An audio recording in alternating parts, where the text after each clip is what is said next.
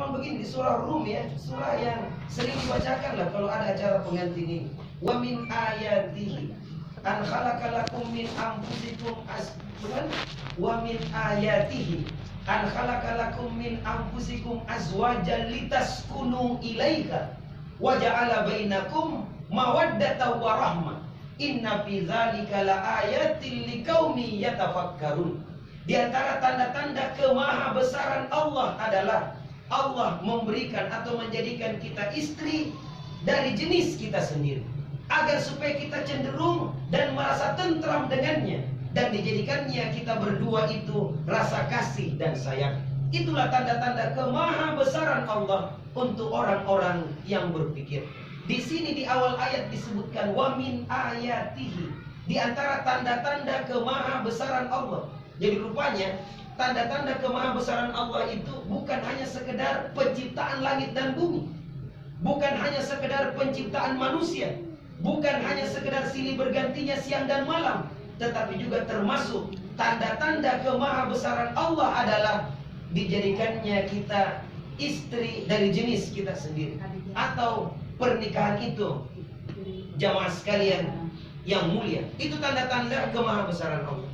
Saya terkadang bilang begini, Bapak Ibu sekalian, kenapa disebut tanda-tanda kemahabesaran Allah? Karena ini memadukan dua insan yang berbeda karakter, laki-laki dan perempuan. Berbeda jenis ini, laki-laki dan perempuan tidak sama. Bapak Ibu sekalian, berbeda ini, laki-laki dan perempuan. Makanya disebut tanda-tanda kemahabesaran Allah. Beda karakter ini. Oleh karenanya, suami harus tahu juga karakter perempuan atau karakter istri. Istri juga harus tahu karakter suami. Kalau tahu karakter ini, insya Allah tidak akan terjadi konflik. Kalaupun terjadi konflik, gampang untuk kita selesaikan. Jadi, kalau ingin jadi dokter itu ada sekolahnya, ya, masuk fakultas kedokteran. Kalau ingin menjadi guru, sama seperti saya guru, itu masuk di fakultas keguruan ilmu pendidikan. Tapi untuk menjadi suami tidak ada sekolahnya, tidak ada pas sekolahnya itu. Langsung saja saya terima nikahnya, langsung berubah status menjadi suami. Yang sebelumnya bujang jadi suami. Makanya hebatnya itu akad nikah itu. Ya, hanya dengan ucapan saya terima nikahnya berubah status, bujang jadi suami. Makanya waktu kita undang, siapa pengantin baru? Pak siapa yang pengantin baru sekarang yang ada di sini? Pak Darwin ya? Ya. Dulu kalau kita undang Pak Darwin, acara-acara keluarga kepada yang terhormat Darwin. Tetapi setelah akad nikah harus tambah dan nyonya. Itu modelnya. Harus ada dan NY. Dulu mungkin Darwin dan partner, atau siapa partnernya. Sekarang dan NY dan nyonya, berubah status.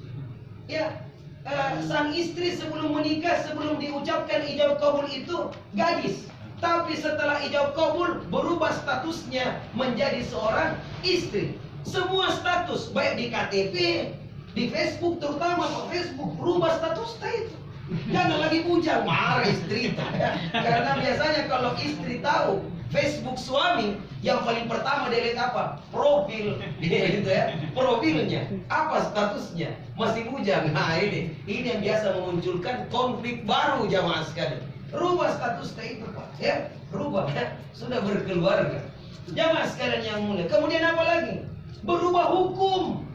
Ini Pak Darwin, berubah hukum yang sebelumnya haram berubah menjadi halal. Bukan hanya halal saja, tapi halalan thayyibah. Jadi laki-laki perempuan itu Bapak Ibu sekalian dilarang berdua-duaan yang bukan mahram, dilarang sentuh-sentuhan kulit yang bukan mahram. Tetapi setelah menikah, yang haram tadi ini berubah menjadi halal. Jadi sudah bisa berdua-duaan Pak. Karena akad nikah itu adalah merupakan ikatan yang sangat kuat yang menjamin kehalalan hubungan antara seorang laki-laki dan seorang perempuan. Jadi itu luar biasa yang namanya menikah itu, dan mendapatkan begitu banyak kebaikan-kebaikan. Namun kita ingatkan, kalau yang namanya pengantin baru Bapak Ibu sekalian, itu bulan madunya memang indah betul gitu. Bahkan terkadang 3 hari itu tidak bisa tidur kalau mau. Diskusi terus. Ya, sampai malam, sampai subuh. Ya, sekali. Beda dengan pengantin lama, Pak. Kalau pengantin lama langsung tidur, ya.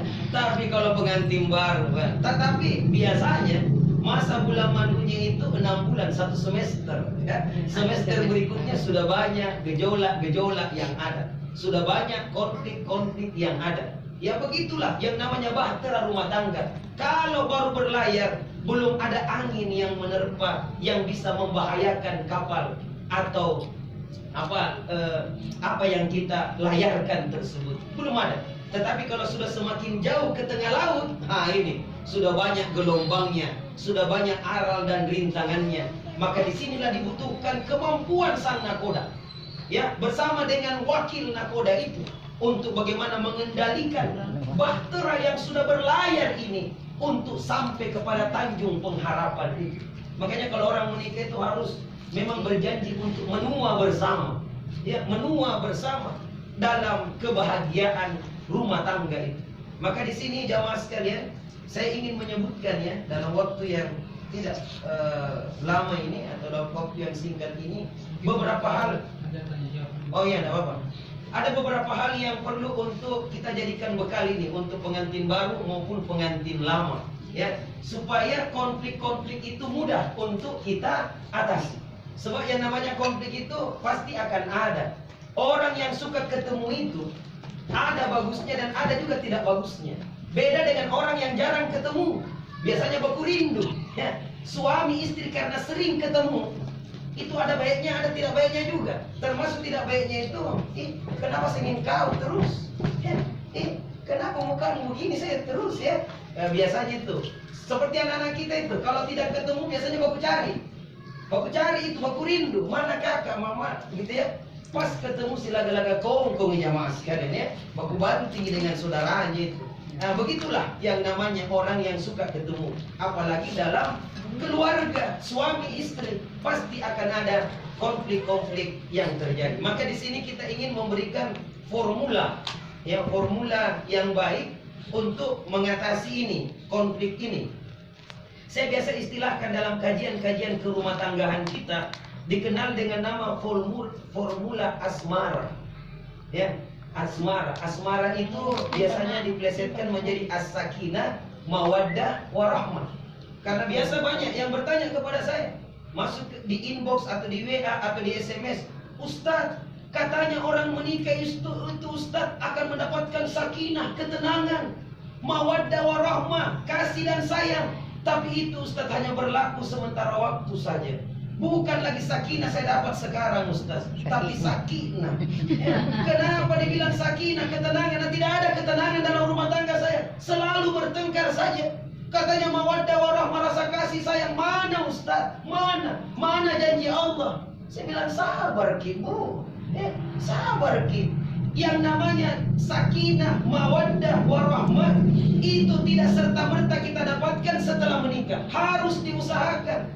Sama seperti jodoh. Ada yang mengatakan, Ustadz, itu kan jodoh di tangan Tuhan. Jadi kalaupun saya tidak cari, Ustadz akan datang sendiri itu. Apa jawab Ustadz? Memang betul, jodoh itu di tangan Tuhan. Tapi kalau engkau tidak berusaha mengambilnya, maka akan tetap di tangan Tuhan. Sama juga dengan rezeki. Rezeki itu memang sudah ditetapkan, digariskan kita. Tapi kita harus berusaha untuk mendapatkannya. Nah, seperti itu pula lah yang namanya rumah tangga. Kalau kita ingin mendapatkan sakinah, mawaddah, warahmah, harus diusahakan. Harus diusahakan. Maka kita kasih formula asmara.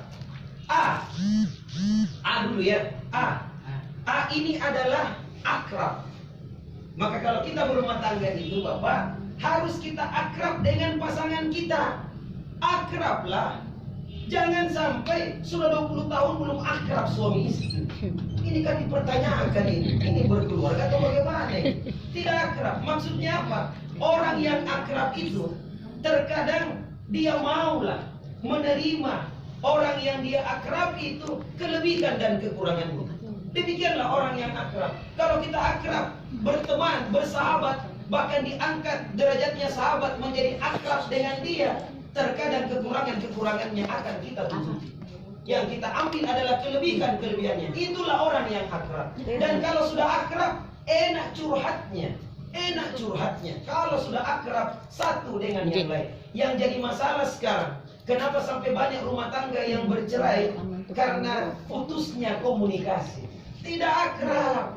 Kalau ada masalah selalu didiamkan. Apalagi perempuan, Pak. Wah, ya, selalu diamkan itu. Tapi ingat, perempuan itu ahli sejarah yang baik. Ya. Jadi boleh jadi perempuan atau istri kita, ya diam-diam melihat tingkah laku kita, tapi dia akan catat dengan tinta emas di hatinya. Nah, ditunggu saja satu waktu, ada yang memantiknya, maka keluar semuanya. Makanya biasa saya bilang, Bapak Ibu sekalian, kepada pengantin-pengantin baru, kalau misalnya Anda di kamar itu berdiskusi sampai subuh itu, ya hati-hati juga, tidak semua juga perlu untuk kita ungkapkan dengan pasangan kita, ya termasuk masa lalu. Kan biasa itu istri ya, apalagi kalau kita lagi euforia, lagi senang-senangnya, istri tanya, Kanda, bagaimanakah pengalaman cinta tak dulu sebelum menikah dengan saya? Hati-hati, ini pertanyaan jebakan sebenarnya. Jangan dijawab dengan jujur. Kapan dijawab dengan jujur berbahaya. Coba kalau kita bilang, sebelum saya menikah dengan kita, tuh dulu pacar tuh ya. Ditanya ulang lagi, bagaimana dia itu, bagaimana? Mungkin kita keenakan sampaikan itu. Dan setelah kita sampaikan, ingat, istri ahli sejarah yang baik.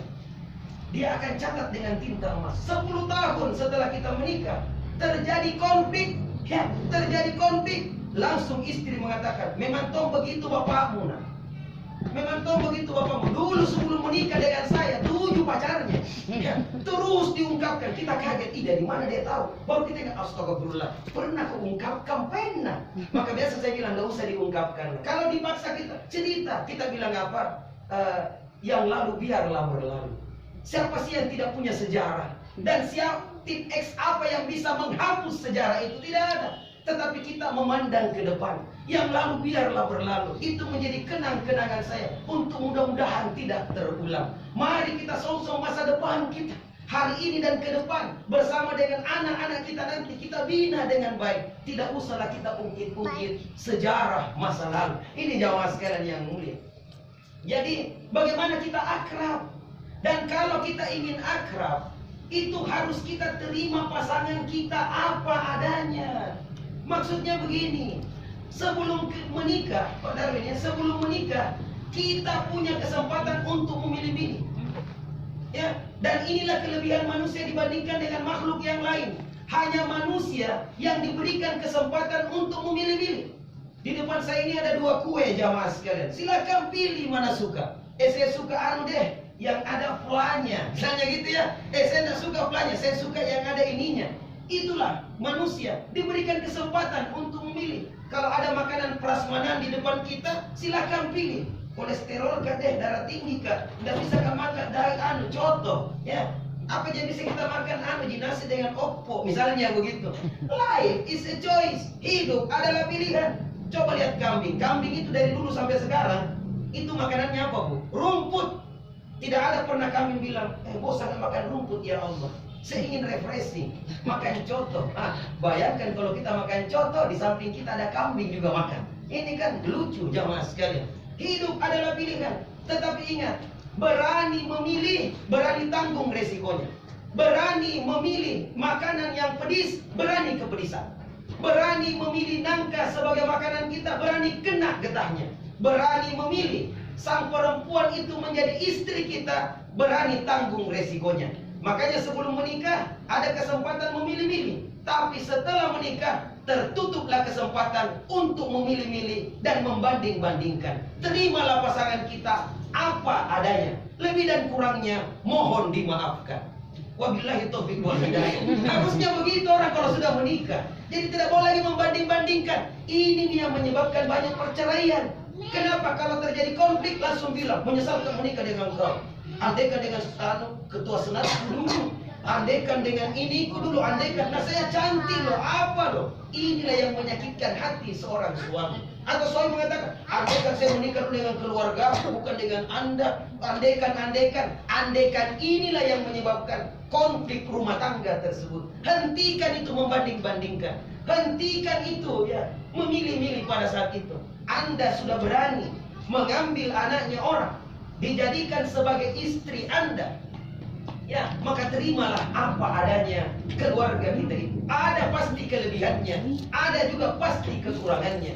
Dan yang namanya menikah, seorang suami pakaian bagi istri, dan istri juga pakaian bagi suami. Apa fungsi pakaian? Fungsi pakaian adalah untuk menutup aurat. Maka rumah tangga juga, keluarga juga adalah merupakan aurat.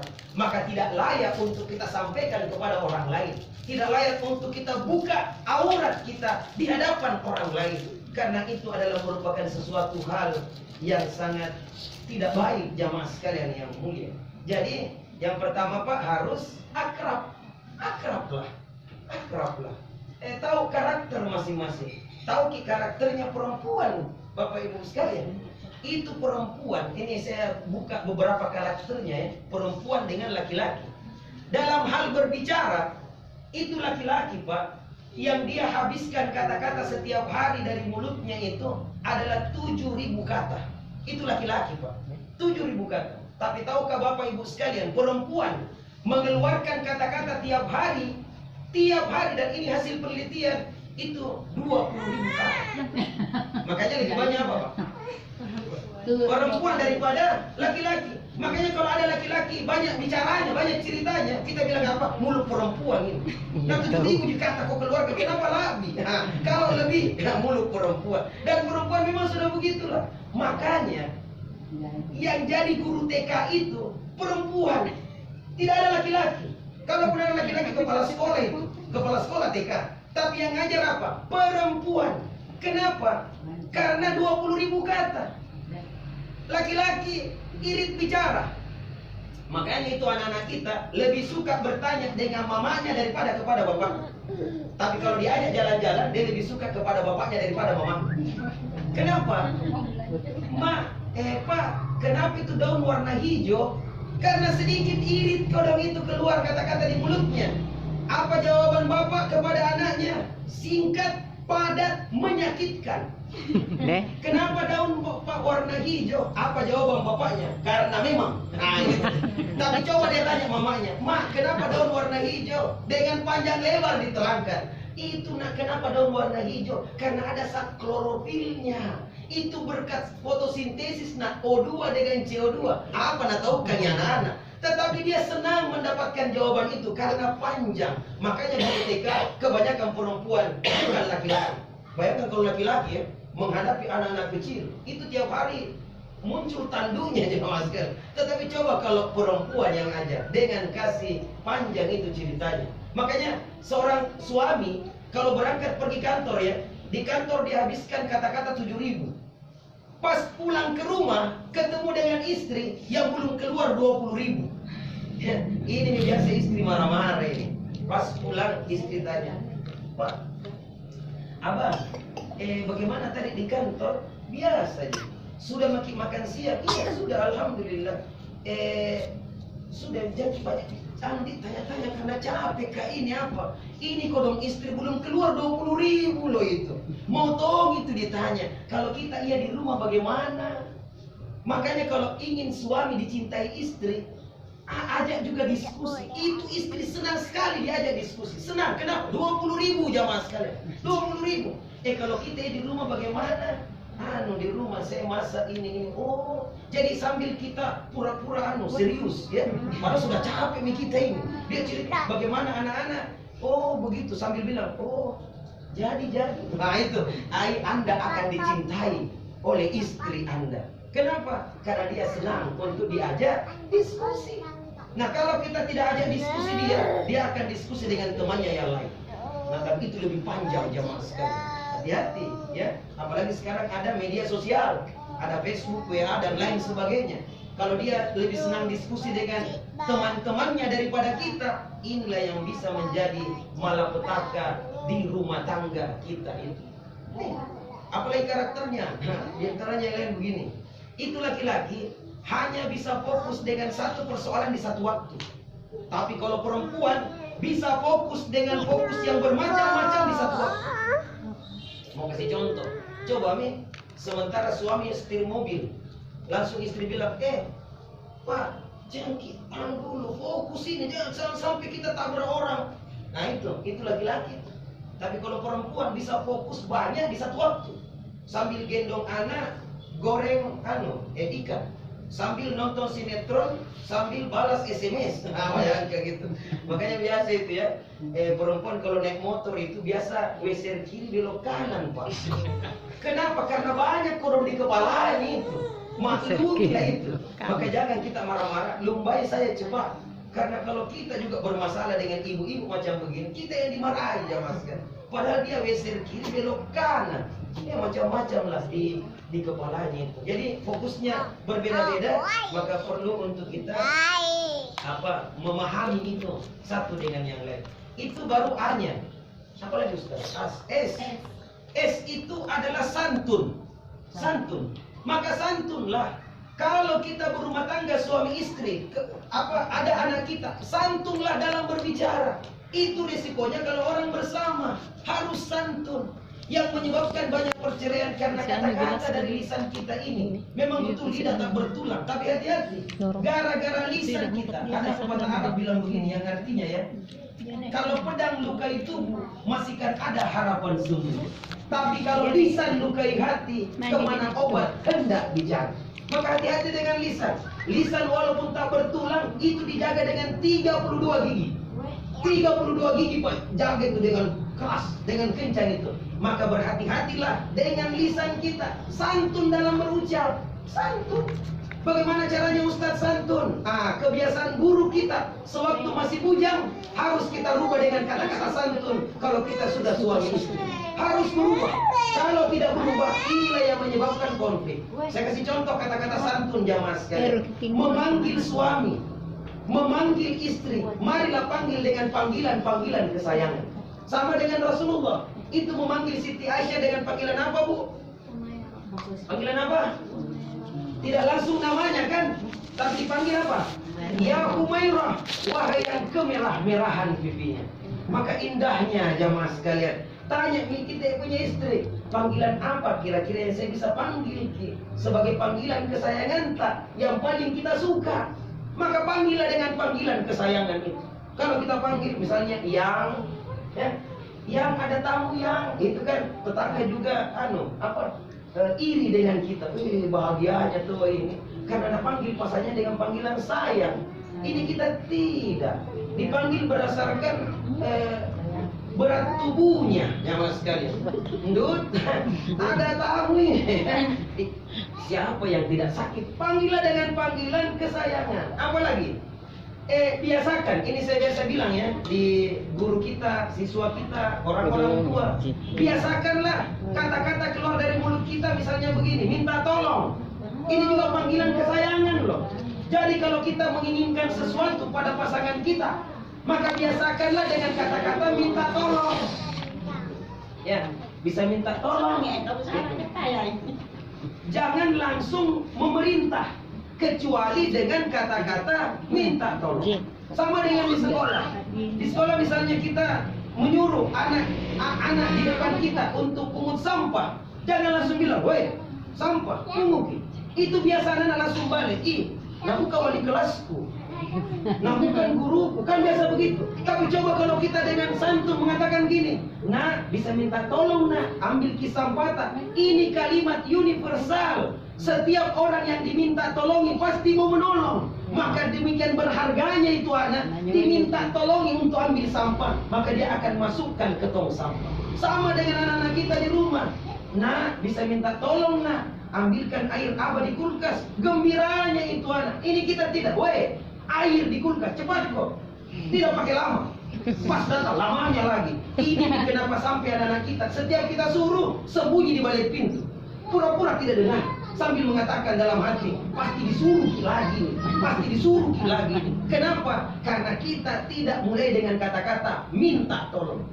Sama dengan istri kita, bisa minta tolong, ambilkan sepatu di rak, dengan senang hati diambilkan karena minta tolong. Ini tidak, sepatu balik istrinya, ambil di sendiri, ada jika kita itu. 24 jam saya kerja, anak tak saya teteki, saya harus ini itu. Wih, panjang ceritanya jemaah sekalian. Kenapa? Karena langsung. Tapi coba dengan kata-kata minta tolong dengan senang hati itu. Ini kata-kata santun namanya. Apalagi terima kasih. Biasakan ucapkan kata-kata terima kasih. Jadi kalau sudah dibantu, ditolong, ringankan lisan kita mengatakan kata-kata terima kasih. Apa bahasa Arabnya terima kasih, Ustaz? Syukran. Apa bahasa Inggrisnya terima kasih? Thank you. Apa bahasa Makassarnya terima kasih? Terima kasih. Apa bahasa Inggrisnya terima kasih? Terima kasih, Ustaz. Jadi kita ini memang miskin terima kasih. Saya di Toraja tanya, apa bahasa Torajanya terima kasih? Terima kasih juga. Jadi sama bahasanya, sama. Coba Arab beda, Inggris beda. Kita terima kasih. Itu pun beratnya di lisan kita. Ucapkan kata-kata terima kasih. Nah, bisa minta tolong nak, ambil sampatan nak. Maka dia kasih masuk di tong sampah. Terima kasih banyak nak. Itu anak belum disuruh, langsung berhadapan dengan kita. What can I do for you? Apalagi yang saya bisa bantu, Pak? Ini jamaah sekalian. Biasakan ucapkan kata-kata terima kasih. Ini kata-kata santun. Apalagi yang ketiga, biasakan ucapkan kata-kata maaf, permintaan maaf. Ya, kalau terjadi konflik, jangan membela diri kecuali dahulukan dengan kata-kata minta maaf. Karena biasalah yang namanya suami terkadang tak salah jamaah sekalian. Ya, maka biasakanlah ucapkan kata-kata minta maaf. Saya minta maaf dulu ini sebelum saya jawab. Saya minta maaf. Hati siapa yang tidak mau menerima permohonan maaf jamaah sekalian. Tapi ini tidak. Kita berkelit kayak pemain pencaksilat. Itu istri punya indera keenam jamaah sekalian. Tidak bisa kita tipu ya. Hati-hati saja. Ada indera keenam. Ini kenapa nak tahu? Memang demikianlah yang namanya wanita itu. Jadi dan ingat, ada kata-kata lagi awalan dan akhiran yang ada pada bahasa daerah kita yang kalau kita ungkapkan mungkin maknanya sama, artinya sama tapi maknanya berbeda. Inilah yang biasa saya sampaikan ya.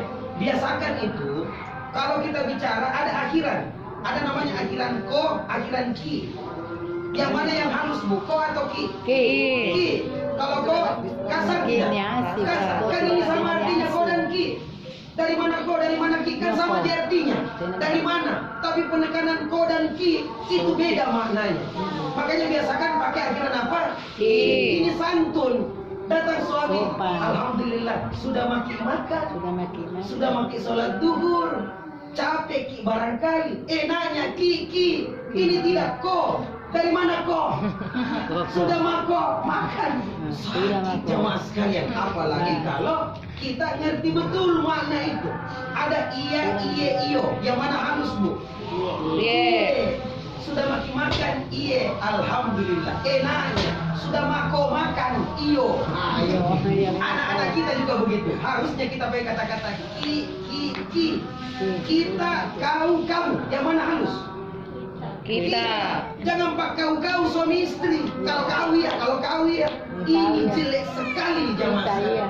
Maka pakailah apa istilahnya kita ini kearifan lokal yang kalau kita kaji itu tentang bahasa-bahasa kita, terutama bahasa daerah, begitu banyak bahasa-bahasa yang lembut. Ini di sini banyak orang Makassar ya. Itu kata-kata makan saja dalam bahasa Indonesia satu juga makan, tapi dalam bahasa daerah bisa 5. Bisa cama, kado, kanre, BTC. Ada yang kasar, ada yang halus. Yang mana yang halus bu? Kanre. Kado. Jangan dengan orang tua lebar masuk BTC. Anggap pokoknya. Ya. Artinya sama di artinya semuanya. Tapi ada yang halus, ada yang kasar. Ada khusus untuk anak-anak, ada khusus untuk sebaya, dan ada khusus untuk orang yang lebih tua di antara kita. Kearifan lokal. Ini yang dimaksud dengan kata-kata santun tersebut. Nah, kenapa sampai banyak bercerai gara-gara ini sebenarnya? Kata-kata yang keluar sudah tidak bisa dikontrol lagi. Apalagi kalau sudah marah, sudah memerah muka, waduh sudah. Tinggal tunggu disiram air es jamaah sekalian supaya dia bisa kembali normal lagi. Jadi inilah mungkin sampai di situ dulu, sampai SD saja Ustaz Lim.